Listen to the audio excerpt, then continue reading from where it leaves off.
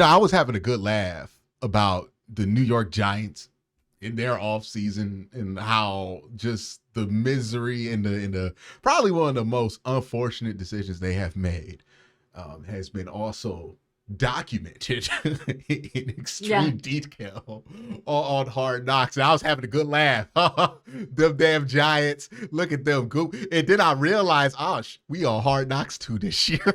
like, Ab, level of Yep. 1 to 10, how nervous are you about what we both see in that documentary, man? like, I mean, I am so grateful that the recording of this did not start earlier in the season during the Deshaun Watson period of time because I don't think I want to like know all of the energy in the locker room from mm, that period. I do feel like I think when I saw online of when they started filming, I believe it was maybe like 2 weeks ago, like pretty recently. mm. And so I feel pretty good that we're going to see that AFC North Steelers Browns Thursday night matchup. Like we'll get some positivity from that. You know, the energy was good. I'm sure they'll focus heavily on it because it was two AFC North teams, snow game Thursday night, all that stuff. So that's my only sense of hope right now is that like, okay, at least I know like a portion of it is not going to be so miserable. I don't know if they filmed any of the like Saints game week stuff. I would rather just cut that out. Don't want to watch any of that. But yeah, I think it's gonna be very telling to see the things that we're gonna have an inside look at for this season. Yeah, yeah. I wonder if they even address it. Right. Like, I wonder if they even Yes, bring it up. Right. I Because know. if they didn't have to record during the transition, and there's clearly been a transition here, right? When Albert Breer is talking about a quarterback competition and Yeah. nobody's being fired when the team got 2 wins before a Thursday night game in Pittsburgh, it kind of signals that internally they've pointed the finger at one person to be like, yeah, that's what it is. Yeah. Right. And they're making the move to get away from him.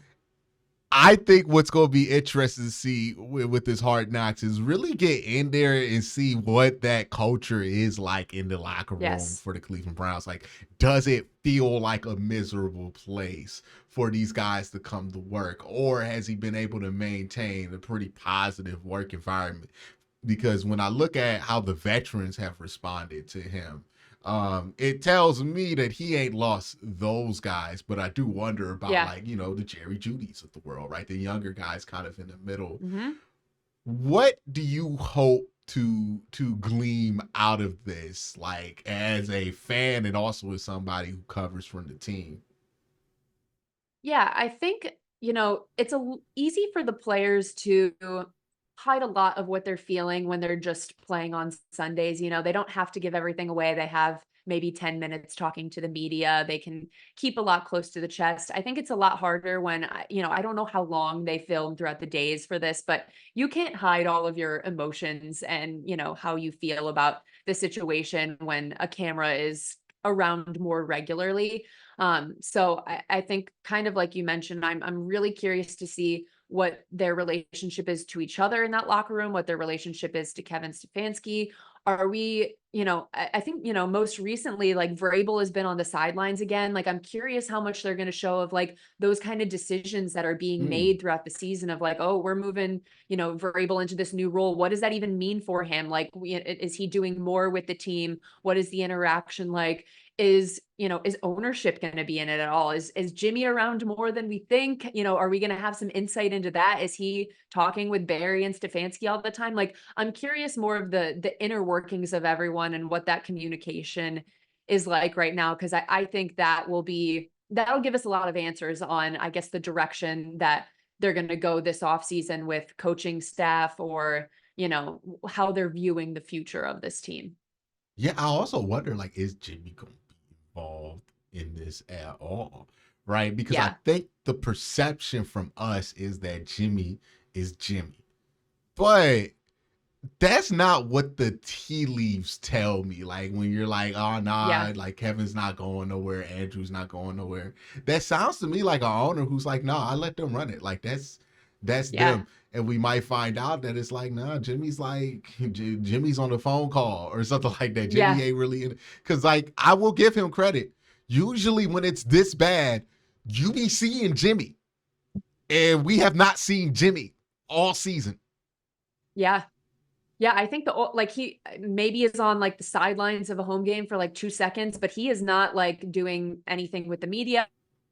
He's not like, I mean, Kevin and Andrew both have completely covered for him. If there is anything that, is coming from Jimmy, they are not letting that be known to the public. It has been very much like a united front of like, this is how we are running things. He trusts us, we trust each other. And this is how it is. So, that's all we know to believe right now, but it'll be interesting to see if we get that behind the scenes look. Like, we could have, maybe a slightly different perception of the way things are going. But I lean to what you are saying on, I don't think it's going to be this heavy Jimmy involvement where we're going to Mhm. see him at practice every day and all these, interactions and conversations they're having. I think they've probably learned a lot of lessons. Also, maybe from watching things like the Giants Hard Knocks when you have these, very important conversations being had in a very public way. I don't think they want to be doing that, especially with the last year or two of this team and everything with the Deshaun. I think they want to keep a lower profile in terms of like putting controversial things out there and controversial conversations out there. I think also what Hard Knocks could be good for, and like if I were the Browns, I would consider maybe even doing like a regular season of Hard Knocks, not like during the regular season, but like the regular off-season Hard Knocks. I Hmm. think the appeal of Kevin Stefanski when it comes to the fan base is a little bit difficult to get because he's so stoic on the sideline. But I don't think people understand like he's that because he feels like that is what the team needs is a steady hand on game days. But getting to see him interact, like this was something with Bill Belichick where you're like, oh, he's not this like grump that we think Yeah. he is. But when you get more of an in-depth look, do you think that could be the case for Kevin is if the cameras do get on him and like he's not doing anything for the cameras, but it's like you just get to see more of how he naturally interacts. When people start to understand, like, no, this is a guy who's passionate and cares a lot. Yeah. Yeah, I feel like we get small moments from Kevin where he kind of shows like his sense of humor. Like he can be a funny guy, but in a very like dry way, with the Mm-hmm. with the jokes we'll get occasionally. But he obviously keeps his cards close to the chest when talking to the media. So I think, it'll be a good opportunity. I believe this to be the case that he has a good relationship with a lot of the players and that they respect him and he respects them. And it's a good mutual working relationship that we'll get to see more of that and why that is, why they trust him so much and, have a belief in him.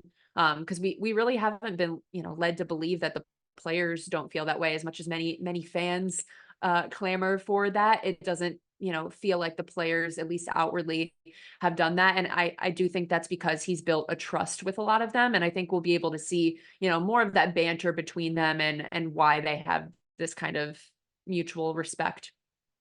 Now, if you are correct and they started recording right when the Jameis show happened, what are we Yeah, gonna I get need from that to see if I can man? find the date on yeah. What are we gonna get from Jameis Winston during this whole thing? Like, I wonder if Jameis Winston It's is gonna funny be because the I feel only reason we get Brown segments. yeah. It's funny because I feel like when they probably picked AFC North Hard Knocks, they did not think it was gonna be the Jameis Winston show, but when it got, down the road and they're like, "Oh, we have this personality that we can focus on," they're probably so excited about that. Yeah, yeah, and he's just such a like he wins Thursday night football and he's making snow angels and throwing snowballs and like still has the energy.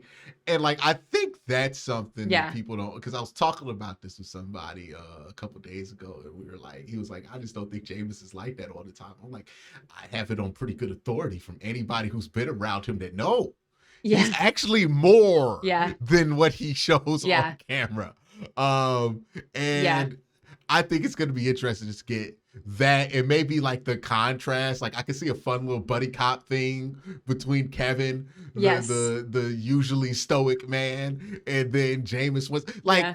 honestly, if they run it back with Jameis and Kevin Stefanski next year, I'm gonna need that to be a full year of Hard Knocks. Just I need those Kevin That would be great. Jameis interactions. Like I need Jameis telling him You that the know, ankles are the elbows and all that.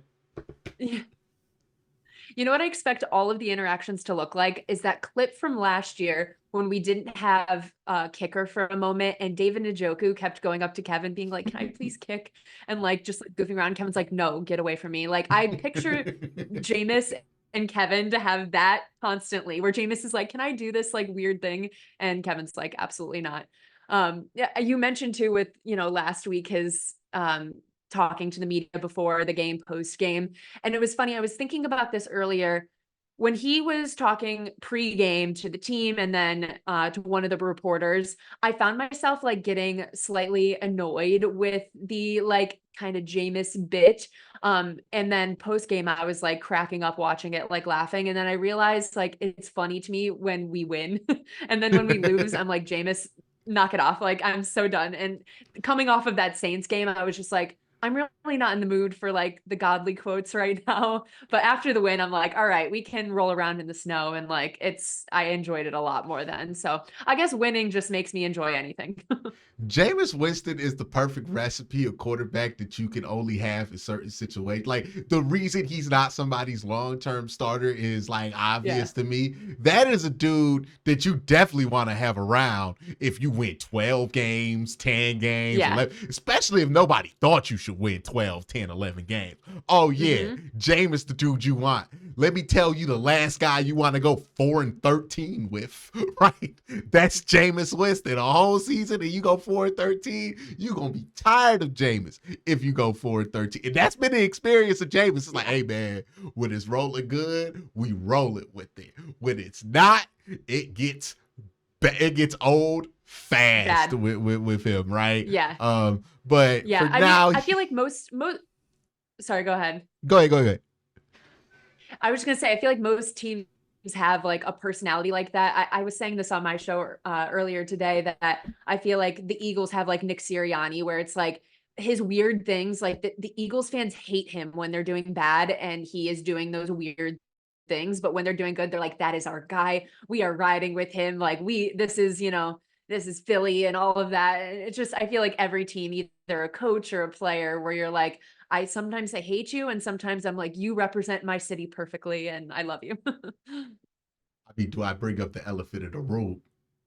Does not sound exactly like what Baker Mayfield was like, right? With Baker Mayfield, it's like if you just win 8 100%. games all the time, you're gonna be okay. But you cannot win 6, like and Yes. have Baker be your quarterback because all of a sudden everybody 100%. tired of it, right? Like Yep. it's just what it's gonna be, and that's the thing. I'm like, I don't feel comfortable about making this a long-term partnership between these two because Yeah. we saw the last time Kevin was dealing with somebody who was a little bit more boisterous, like Jameis is, how quickly it was like, nah, I'm done. Like Yeah. from, Yeah. from from the coaching staff. So like, let's not put Kevin back in that situation again. Yeah. And Um, I still haven't forgotten the reports from right when Jameis was starting of all the like weird reports coming out that Kevin and Jameis didn't get along very well, or there was some rumblings where I'm like, I think Kevin will stick it out with him for a while, but he does not want this to be a long-term solution for this team for sure. Yeah, I mean, it goes back to what I said. Look, it don't even matter if Jameis is the starter. He gonna get on your nerves if you in that building and you not winning games. Like Yeah. he's not a dude who has made himself somebody you want to be around when they lose. Hmm.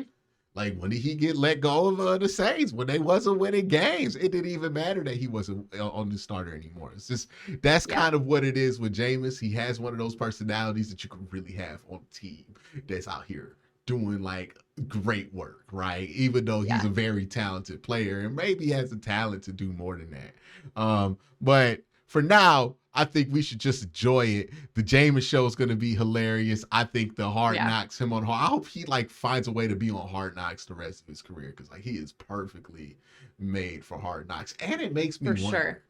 at what would the world look like in a universe where Jameis Winston lives up to his draft like status and like he just gets to be like this all the time without the downside of like it not really being that big of a deal Yeah. because he's not one of the best 5 quarterbacks in the NFL. Like, what does a world where Jameis Winston as like number 3 best quarterback in the NFL look like? And like what fandoms and anti-fandoms pop up because of it? Yeah. I mean, he would be on ESPN every day. Like they would be talking about him nonstop because I feel like there Mm-hmm. would be just clips to go around forever. But yeah, I feel like, he's still definitely a polarizing figure. And even if he was that big and was playing at the level that you mentioned, like I feel like that would make him even more polarizing. Like people would find ways to hate him even more because I think that's how it goes when you're great. Like when you're just kind of average, people just kind of don't have like strong opinions about you. But that would it would fuel the haters and the big fans for sure. Yeah, like him and Gardner Minshew are the only two like, upper tier backups that people got real strong opinions about. Like Yeah. real strong opinions about. Gardner for sure, yeah. Because And they I both have admit big personalities in like very different ways, but big personalities. Dave Portnoy, that's your next podcast right there. The Yeah. Jameis Yeah. Winston Gardner Minshew Oh my hour. God. Yeah. Here's the thing, they would talk over each other the whole time. They wouldn't be able to get a word in because they would just all have too many thoughts. They be sharing stories that nobody believes are true. Like you're like, what? Like just I telling like this idea. tales. I want it. I want this show actually. I would be a viewer. It only works if Dave Portnoy is also forced to host the show. Like, let's make him go through that, right? Because he's gonna lose it. Yeah. Because And try to he's decipher everything. because he's absolutely the type of person that would get irritated by both of them, right? Like that. Yes. That would be like, oh yeah, I would watch that. I would definitely Yeah. watch Dave. Like, watch it. I don't even watch Yeah. any Barstool show, so like, I watch that though. Like, That would be good. He would have no but clue what was going on probably 75% of the time, but I think that would make it better. so ending out this conversation about Hard Knocks, what do you hope to see in a positive light from this team during Hard Knocks? Like, what's your best, like, most optimistic hope Yeah. for this? And then what are you dreading that you see in this Hard Yeah. Knocks?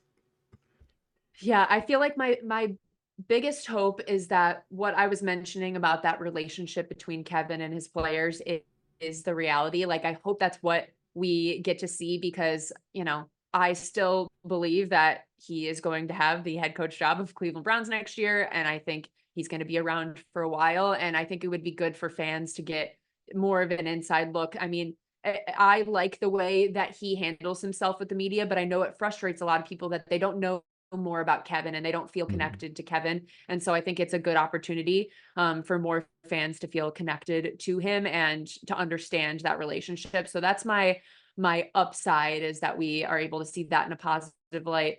My downside is that like all the fears I have about this locker room being checked out and not really caring about playing for each other and out on Kevin, out on everything, the quarterback situation ruined everything for them. Like that, all of those things that we fear most Mhm. are true. I don't know if we'll be able to see that so clearly, but I think we'll get a hint at it if that is the case. So it could really go either way. This team has been the highest of highs and the lowest of lows this year. So I don't know what to expect at this point, honestly. Yeah, honestly, if there's nothing newsworthy from this, I think that's a win for the Browns, given the amount of turmoil that they've been this season. If there's no like crazy moment, like I remember when the Yeah. Browns had it. Remember Corey Coleman had that whole crash out that Oh went yeah. there that ended up with him getting traded for like a seventh round pick that was conditional in like 5 years Yes. or something like that.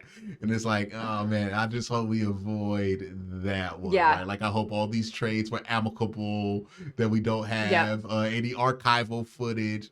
And, you know, if we do get insight on what they do with this Watson thing, I really hope it's not anything that indicates, hey man, they're going to run it back and act like none of Yeah. 2024 happened. Who do you think is going to have the Jarvis Landry moment that people will reference for like the rest of time and be like, he is a leader because of, you know, like one thing that hyped up moment that he had in Hard Knocks? Like, who's going to have that type of moment that's going to change a lot of fans' minds or reaffirm what they feel about a player? Jameis is going to try. Okay? Yeah. Jameis is definitely going to try. I do Not think sure that people will somebody, buy it as much. I do think people will. I think somebody's gonna go viral because they react to something that Jameis is doing. I also think that we will get probably a good leadership moment from, my bet's JOK. I Oh, think I we're gonna like get that. something from Yeah. him, right? Coming I back like from that. this injury, maybe he comes back, says something to the team while he's on IR or something like that. I think we get something from JOK. Maybe Nick Chubb, right? He's been getting a little bit more Mm, vocal. Miles, hmm. maybe Miles had like because like it looked like something happened before Yeah. that game when he went out there, right? Like, Oh, and then he Jameis did mention that I've Miles never had a heard that man speech. defend himself. Yeah. Yeah, Yeah. so I Yeah, I think was we gonna say I've might get never a. heard Miles defend himself in such a strong way. Like he was so like he's never done that once in his career. Been like, I am the best, and don't forget it. Like he was definitely on one. I could see that too. Yeah, I mean, I think it's about time for him to stand Yeah. on it, because I think he's been so humble that people have Yeah. taken it for granted and like kind of Hmm. disrespected him because of it. But like he needs to be his own best advocate, because he Yeah. look at the double team percentage. Like, if you ask any offensive coordinator who the best defensive player in football is, they're gonna tell you Myles Garrett, because that's who they Yeah. protect against the most. But yeah, I 100%. think maybe Miles before that Steelers game had Maybe a bit of a quote. David. David could have one the moment, maybe. See, the thing with Along to David, Joku. thing with David is that I don't think David be in this to do the motivational speeches, right? Like, I think David is an awesome teammate. Like, if you had David, you Yeah. love having David Njoku on the team. I don't think David is on the sidelines like, hey man, we got to get it up. I Yeah. think David is the dude that you yelled at. He's like, all right, okay. Like, Yeah. Yeah. Yeah. David's just That's he's fair. so mellowed out from what he was when he first came here. So I don't think Yeah. that would be something that we get from him. But like, I think, is there anybody else on offense you feel like you can get this from? Because it's not going to I'd be be anybody. curious. Someone I haven't mentioned that I would be curious to see what his dynamic is with everyone is Jerry Judy. Just, he's had a decent year. I feel like I don't know enough about him and how he's interacted with people on this team and what his kind of mindset is. So I feel like that could be an interesting one to see. So he's definitely going to have a focus this week, right? Like when they're recording, Hmm. because they're playing Denver. Yeah, Yeah. Oh might be yeah. might be that we learn more. Like, this is definitely the week. You know, in Hard Knocks, they always have that one where like Jerry Judy, and he's like working out, and they're like telling you the whole backstory of Jerry Judy before Yeah. the Yeah. game, and he's like giving you a quote or two. I bet he thought about it. He's like, yeah, man, the people in Denver, but I got to show up something like, I bet there's something there. Maybe he wears some Mark Schlereth cleats and hopefully goes off for Yeah. 200, right? Because Yeah. also, it all blew up for him in Denver on a Monday Night Football game with Steve Smith on the broadcast and all of those things. So Hmm. we kind of stumbled upon it, but yeah, this is a huge game for Jerry. This is Yeah. kind of like how we stumbled upon Joe Woods. Now I'm nervous. Yeah. Yeah. Now that we said it, it's not going to go the way we want. So I think we'll just cut that out and take that one back. But thank you for being on here. Appreciate you being able to talk about Hard Knocks, previewing this whole thing. Let them know where they can find you, man. Yeah. So I have my podcast, Just a Girl from Cleveland. It's on YouTube, so you can head over there and check it out. It's also on Spotify, Apple if you do audio only. I am doing some work along with Quincy for the OBR, so some more Browns video content there if you haven't gotten enough of it.